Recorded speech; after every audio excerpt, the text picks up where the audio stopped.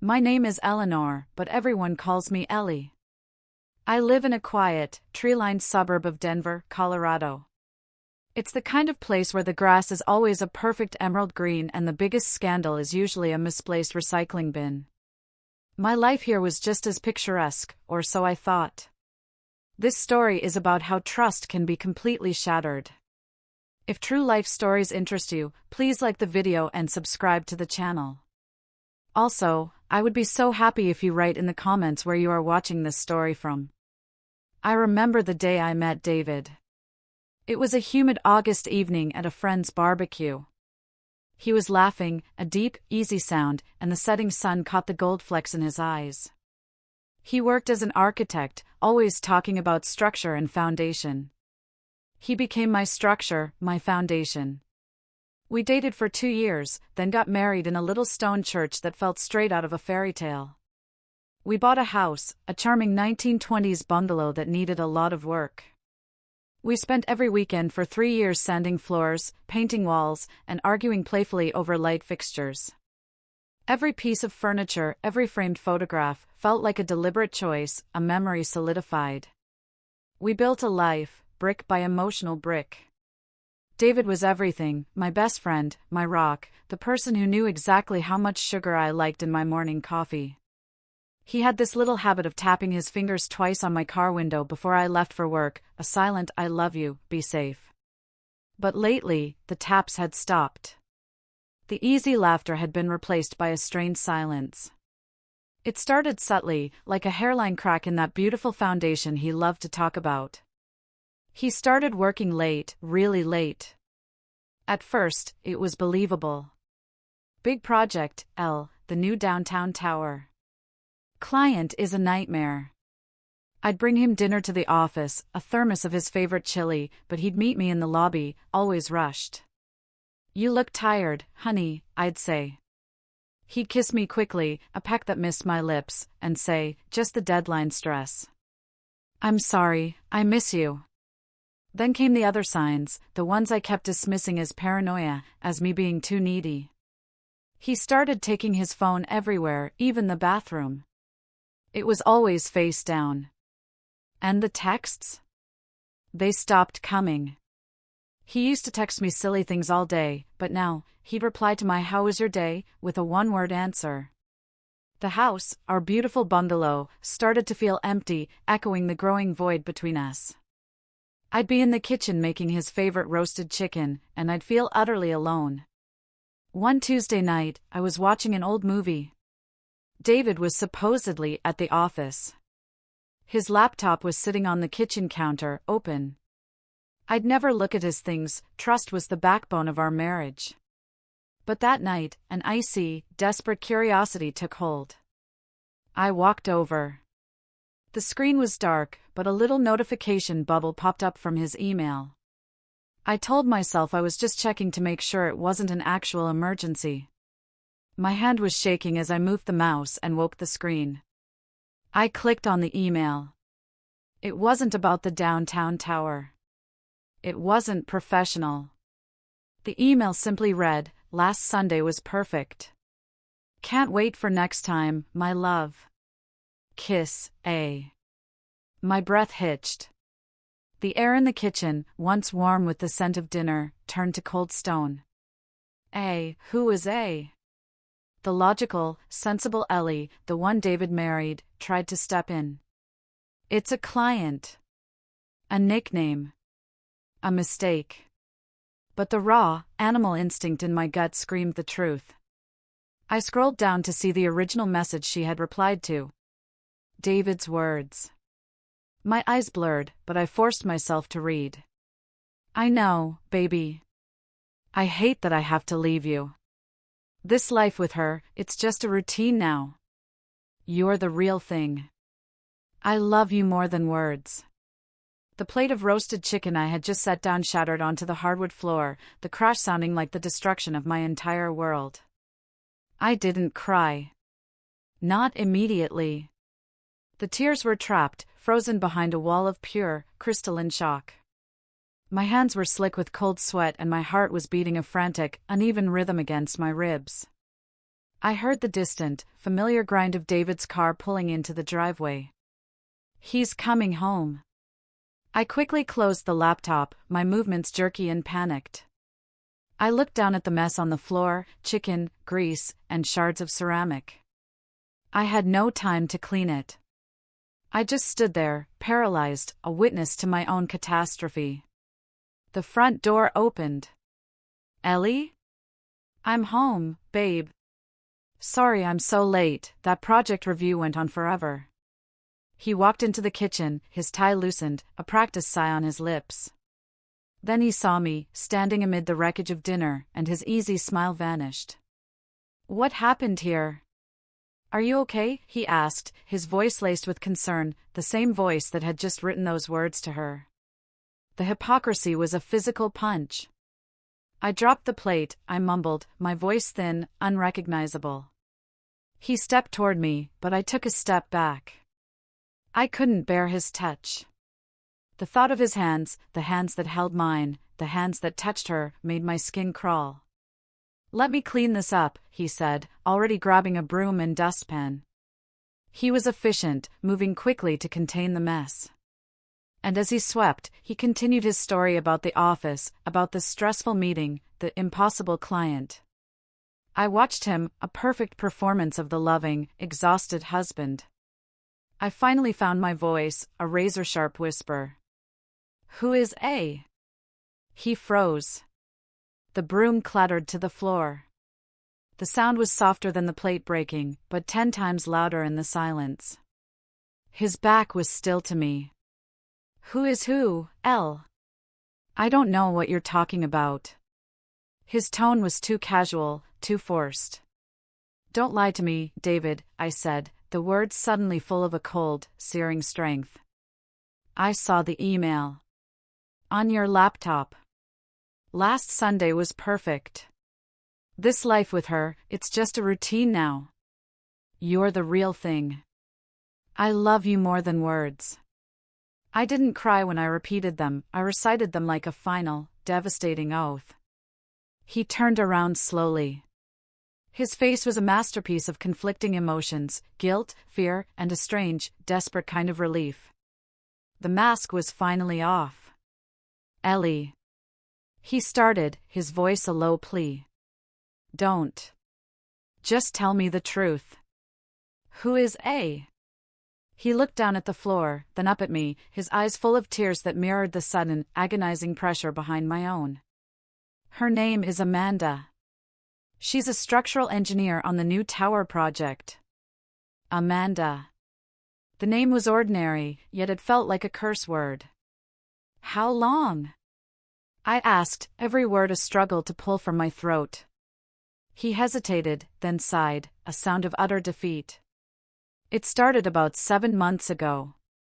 It was just coffee at first. Then. He trailed off, unable to finish the sentence, but he didn't need to. I knew the rest. 7 months.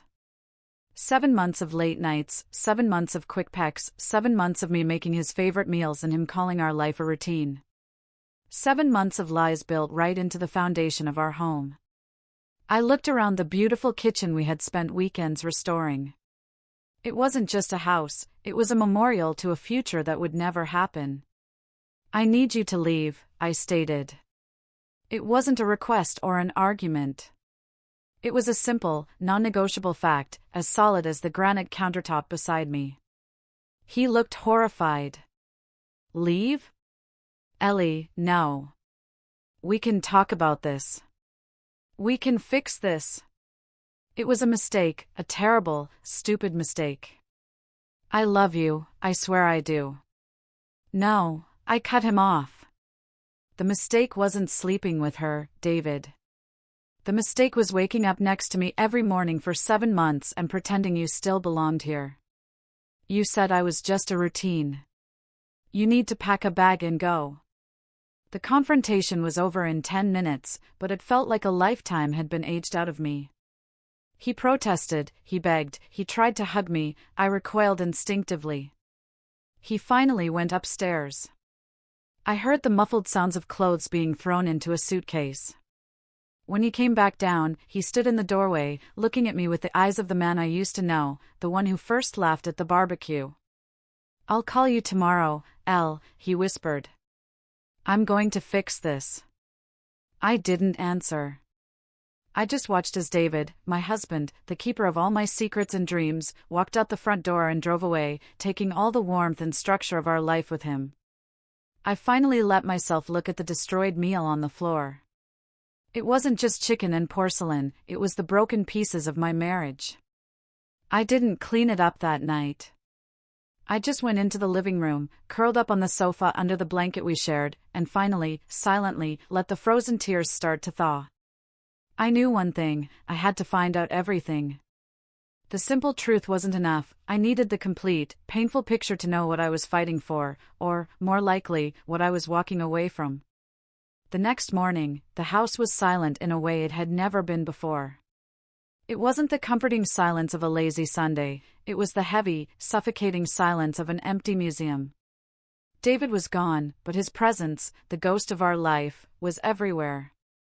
I woke up on the couch, my neck stiff, the taste of stale tears on my tongue. The first thing I saw was the mess in the kitchen. I cleaned it up methodically, slowly, focusing on the small, manageable task of sweeping up broken pieces. It was a strange kind of therapy. David called me exactly at 9 a.m. His number flashed on the screen, and I hesitated. I took a deep breath, steeling myself. "Hello?" I kept my voice flat, devoid of emotion. "Ellie, thank God you answered," he said, his voice husky. "I spent the night at a terrible hotel downtown. I barely slept. I need to see you. We need to talk this through."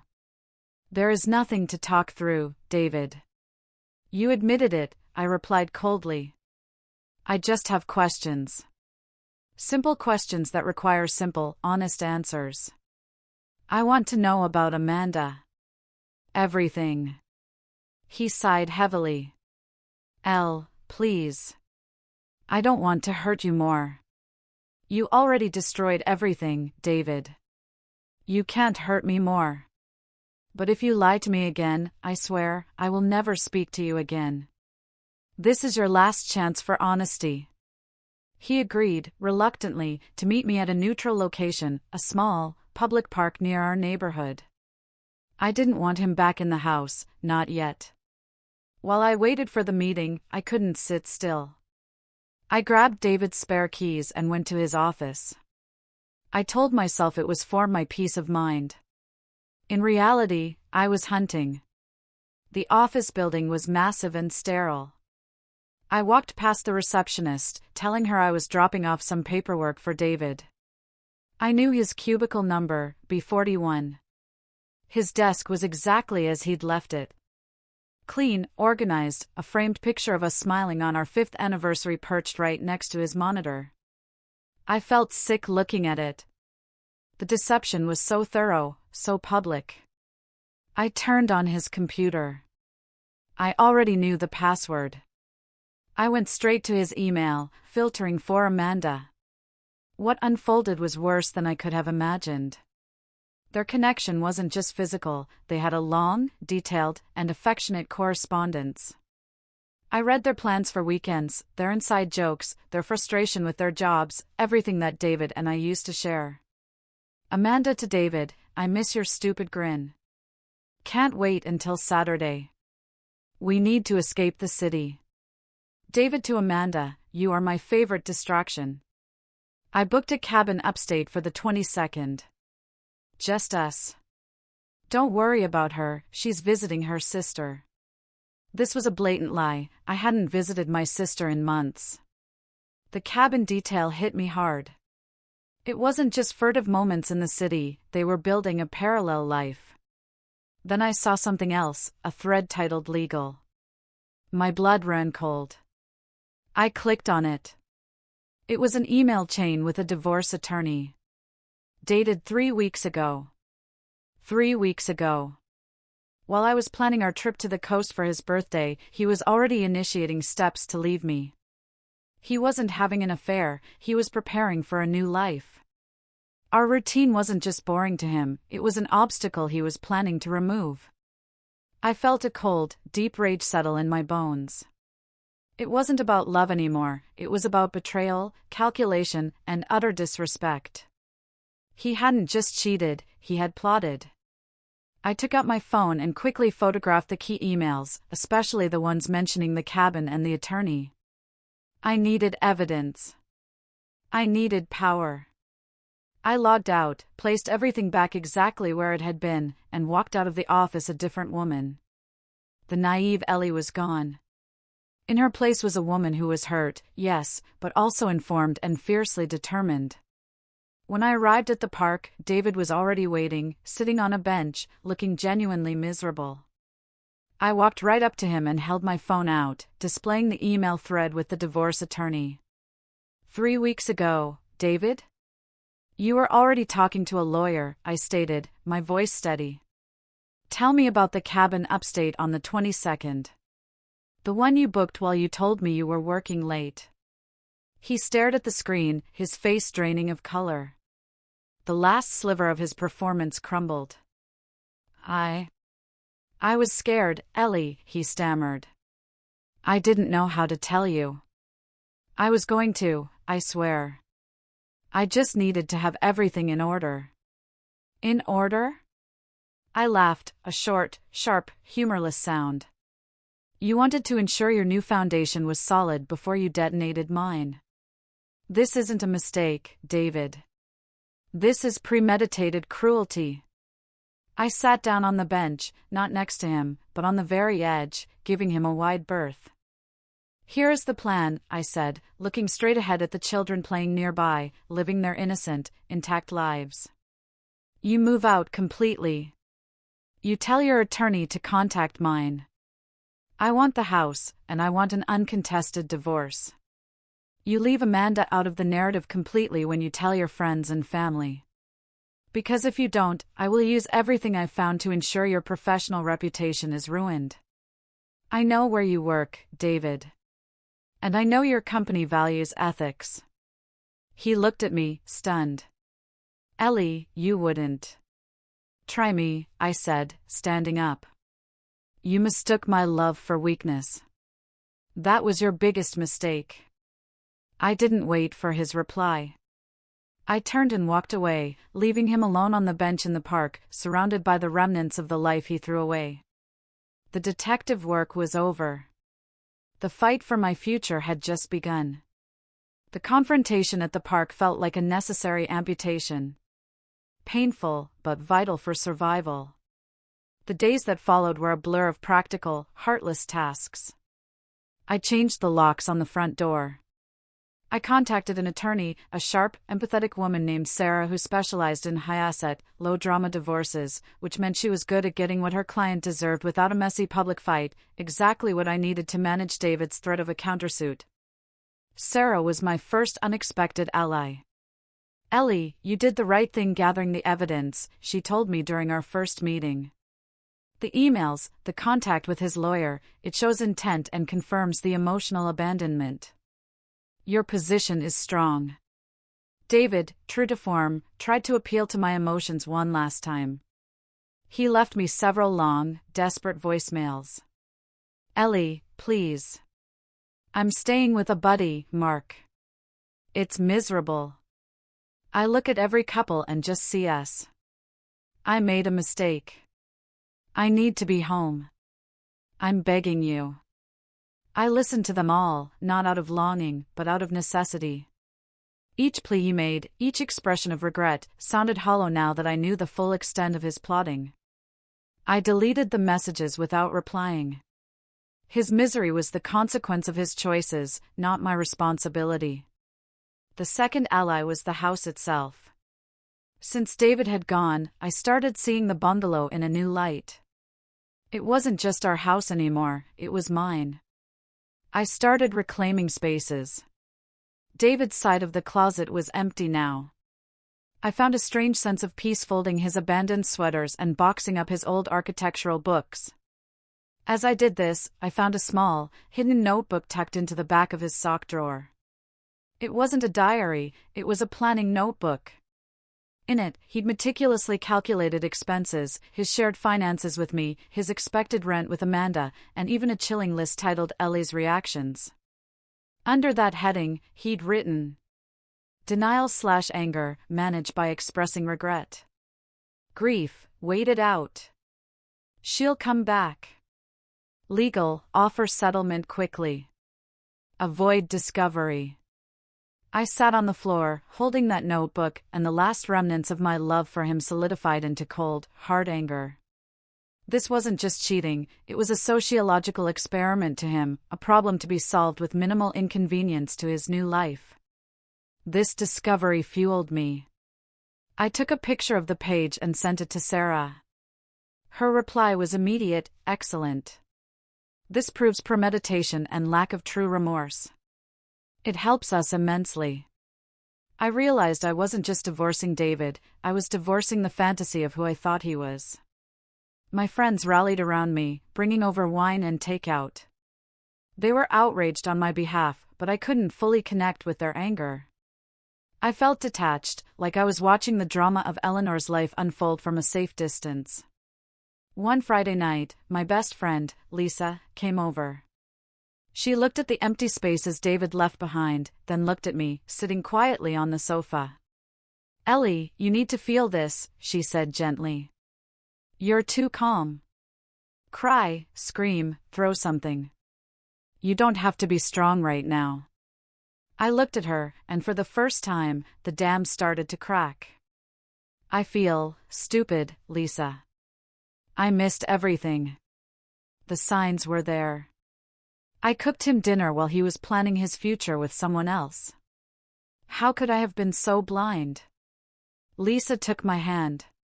You weren't blind, Elle. You were trusting. You were married to a liar who was good at his job. You built a life in good faith. He was the one who destroyed it. The fault is his, only his. That night, I didn't scream or cry hysterically. I just sat up with Lisa, drinking lukewarm tea, and I told her every detail, the email, the lawyer, the cabin, the planner. Articulating the betrayal aloud made it real, and in making it real, I began to process it. The biggest challenge was moving past the question, why? David was supposed to be the man who valued foundations. What was the flaw in our foundation that made him seek something new? I realized that asking him why was pointless. His answer would be a lie, designed to make him look less cruel. The why was his problem, not mine. My problem was figuring out who Eleanor was without David, and how to build a better life on the wreckage he left behind. The lawyer negotiations started to heat up. David, seeing my determination and Sarah's relentless efficiency, was starting to panic. He realized his planned quick settlement was turning into a fair division, one that favored me, thanks to his own incriminating emails. I was ready for the next battle, but I knew I needed to focus on myself. I started going to the local gym, not to get revenge body fit, but to simply move, to release the stress and anxiety trapped in my muscles. I was trading the quiet isolation of the empty house for the exhausting noise of the present. The house still had empty spaces, but they weren't ghosts anymore. They were blank canvases. I felt the first tentative whisper of hope. I could paint them however I wanted. The divorce process settled into a grim, bureaucratic routine. Forms, disclosures, financial statements. David was becoming desperate.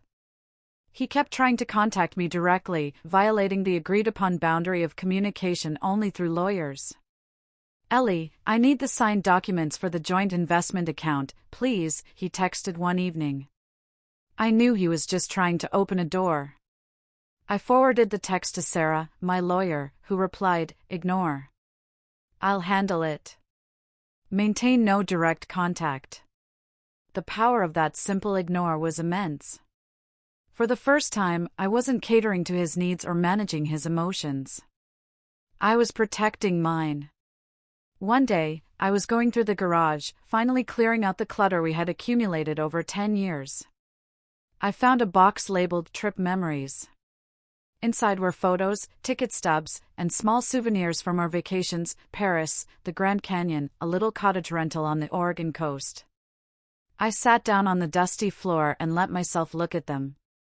It was excruciating. Seeing us smiling in Paris, standing on a bridge, our arms around each other. Was he lying then, too? Or did the lie start later? The hardest part of being betrayed is the retroactive doubt it casts on every single memory. I didn't just lose the future, I lost the certainty of the past. I came across a photo from our last big trip, a year ago. It was a picture of us sitting in a cafe in Napa Valley. David was looking at me, a genuine, loving look. But as I looked closer at the date stamped on the back of the photo, a new detail snagged my attention. Just beneath David's knee, visible on the wooden floor, was a small, ornate coin. It was a replica of an old Spanish doubloon, the kind David collected as a strange hobby. I remembered that trip vividly. He had been so insistent on stopping at a specific, out-of-the-way winery, one he claimed his firm was thinking of pitching to. He spent a few hours there, and I had stayed in the car, reading. A terrible, cold feeling washed over me. I pulled up my phone and searched for Amanda's name again, this time adding keywords, structural engineer and Napa Valley.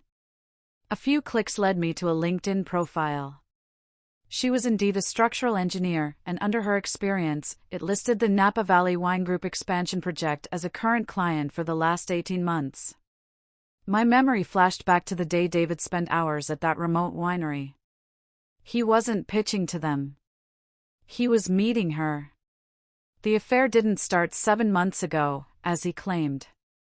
It started over a year ago, maybe even before, but it definitely solidified during a trip I thought was for us.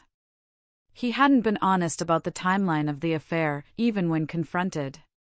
The lie was deeper, woven into the fabric of our shared life even when we were supposed to be the most connected. I felt a fresh wave of nausea.